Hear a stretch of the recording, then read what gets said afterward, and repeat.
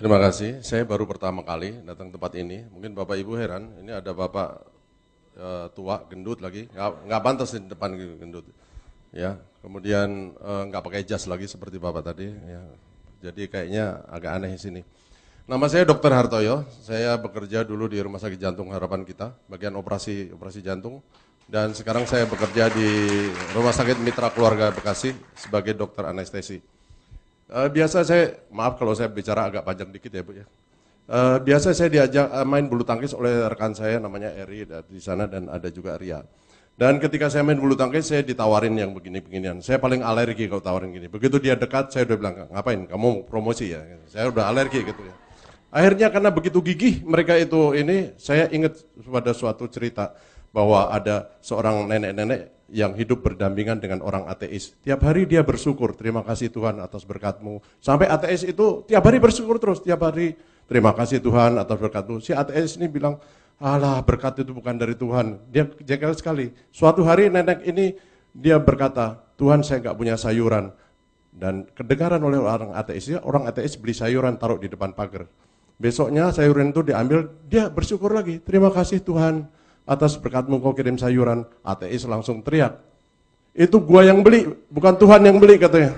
Lalu nenek itu langsung doa lagi, terima kasih Tuhan kau telah mengirim setan untuk beli sayuran dan dia yang membayar buat saya kata gitu. Itu begitu gigihnya Eri itu sebegitu tuh. Dia ngomong terus, dia datangin terus saya ini di Bekasi gitu. Sampai akhirnya saya bosan. Ngapain sih kamu gini? Dok, soalnya kalau saya masuk ini dok, saya berangkat ke Thailand katanya. Ya sudah, saya beli supaya kamu berangkat ke Thailand. Jadi saya beli tidak untuk smart detox. Full pack, saya beli full pack supaya kamu berangkat Thailand. Jadi obat itu saya taruh di rumah, saya nggak minum, saya nggak baca-baca, memang supaya dia berangkat Thailand. Kemudian saya baca-baca brosurnya gitu, saya baca brosurnya, saya lihat-lihat gitu. Udah dibeli mahal-mahal, sayang juga ya gitu ya. Dan ternyata ini dari segi medis ya. Memang smartnya itu memang smart ya. Saya bilang sama Erik, untuk berkata detok, hati-hati loh berkata detok ya. Seperti Pak ini katakan tadi, detok yang didetok apa? Racun. Kemudian saya tanya lagi, racunnya apa? Dia bilang gitu, radikal bebas. Radikal bebasnya apa? Saya tanya lagi begitu, dia nggak bisa jawab. Radikal bebas apa? Karena radikal bebas ada yang kita perlukan untuk tubuh. Salah satunya adalah nitric oxide, NO itu radikal bebas, justru itu yang kita perlukan. Jadi hati-hati kalau ngomong radikal bebas nanti yang didetok apa, mesti dijelaskan lagi oleh Pak siapa tadi. Radikal bebas itu apa yang didetok itu apa gitu kan. Nah, tapi saya lihat ini memang bagus juga produknya. Kemudian saya baca, saya mulai minum. Wah enak juga rasanya. Terus terang enak seperti Bapak bilang. Enggak seperti detok-detok lain sengsara.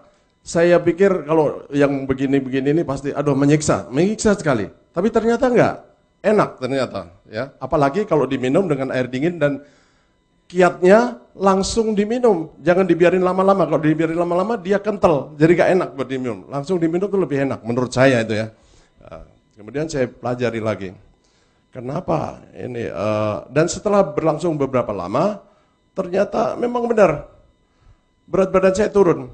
Berat badan saya itu tadinya 95 kilo. Welek tenan. Ini baju dibelikan oleh teman saya di Singapura. Belum pernah saya pakai, karena waktu pertama kali dibelikan, sesak, begini melendung.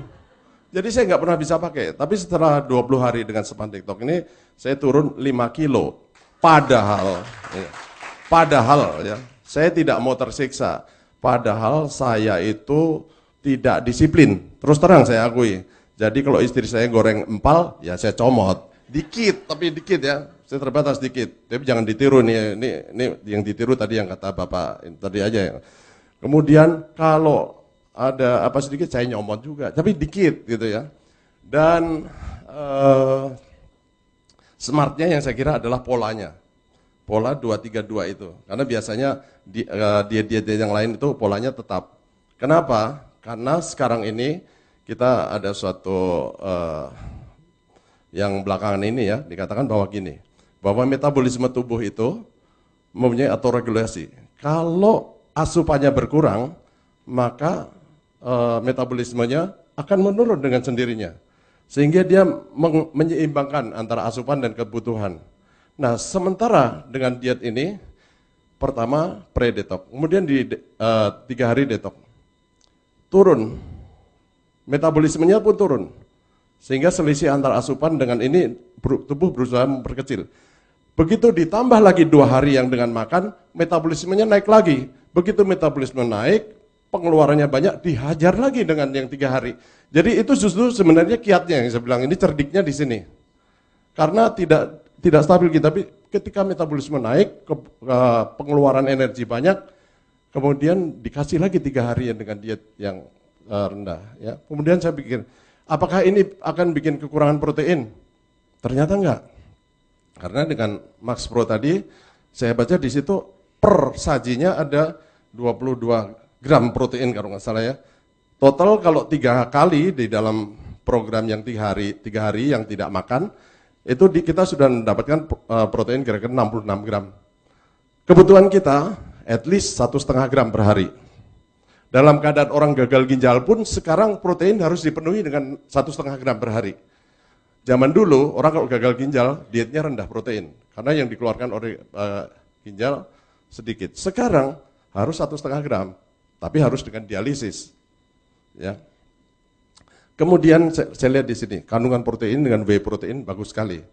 Kalau kita tidak disuplai dengan whey protein ini, pada waktu kebutuhan kalori itu berkurang, kita membutuhkan kalori, maka tubuh akan memecah protein. Protein yang dipecah terutama adalah protein dari otot, yaitu branched amino acid, valin, isoleucin, leucin. Kalau ini dipecah, maka otot menjadi hipotrofik, menjadi kecil. Tetapi dengan asupan ini, saya sudah mengukur menilai bahwa protein otot tidak akan dipecah. Justru pada waktu kalori dikurangi, yang dipecah adalah lemak. Jadi lipid yang dipecah. Karena proteinnya dipenuhin. Apakah ada gula di dalam kandungan ini? Ternyata ada, sedikit. Kenapa ada gula? Kita nggak boleh dalam 1 hari itu nggak ada gula. Karena apa? Karena ada 2 organ tubuh yang tidak bisa menggunakan kalori selain gula. Yaitu sel darah merah, eritrosit 1, 2 adalah sel neuron, sel otak. Dia harus, metabolisme harus menggunakan glukosa. Jadi di sini masih ada kandungannya glukosa. Cukup berarti ya. Kemudian saya coba ini, oke bagus. Nah, satu lagi yang saya juga sangat terkesan di sini adalah proargi. Proargi adalah arginin. Dalam siklusnya arginin kemudian dipecah menjadi citrulline dan di situ memproduksi NO, nitric oxide. Nitric oxide ini sangat populer sekali sekarang di dunia critical care. Ya, sedang banyak dibicarakan dan itu sangat populer. Efeknya banyak sekali. Dulu pertama kali 25 tahun yang lalu saya sudah menggunakan nitric oxide, tapi nitric oxide-nya itu diberikan eksogen lewat mesin napas masuk ke paru-paru dan terutama digunakan, ini maklum waktunya boleh Bu?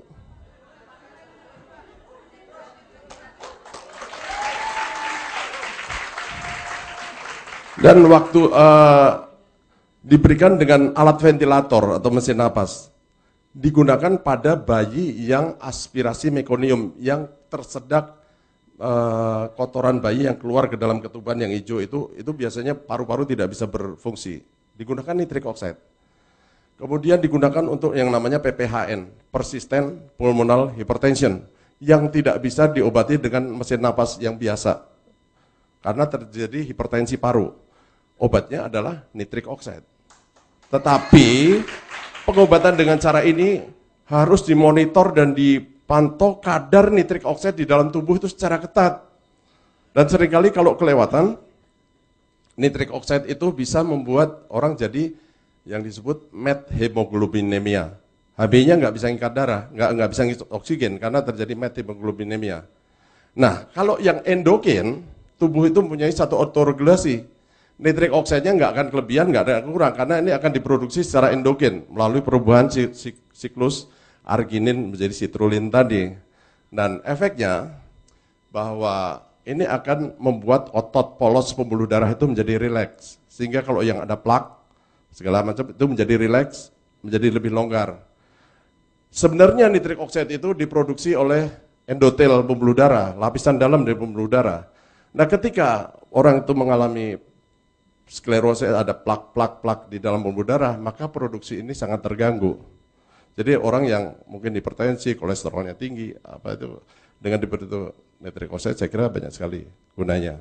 Selain itu juga banyak sekali, tadi udah dikemukakan oleh Bapak siapa tadi, nitric oxide untuk jantung koroner misalnya.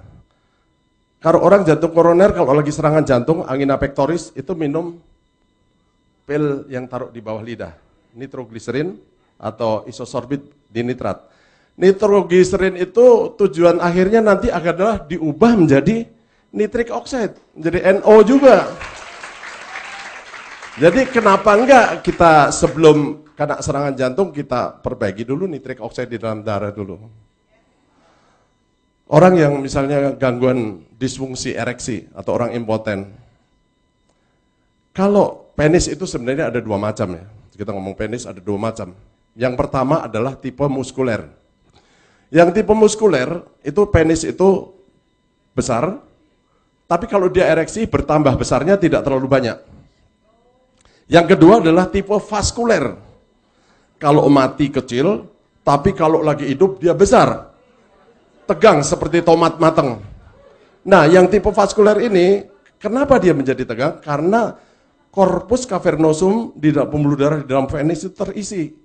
Nah, kalau pembuluh darahnya melebar atau vasodilatasi oleh karena nitric oxide, maka terisinya lebih mudah dan baik. Makanya dia bisa memperbaiki disfungsi ereksi.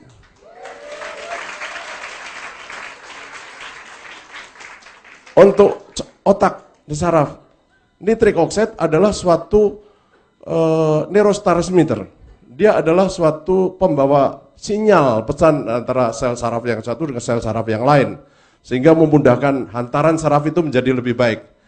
Masih banyak lagi saya kira fungsi-fungsi nitric oxide dalam metabolisme tubuh kita. Yang penting dalam tubuh kita itu ada suatu pengaturan keseimbangan, selalu balance gitu ya.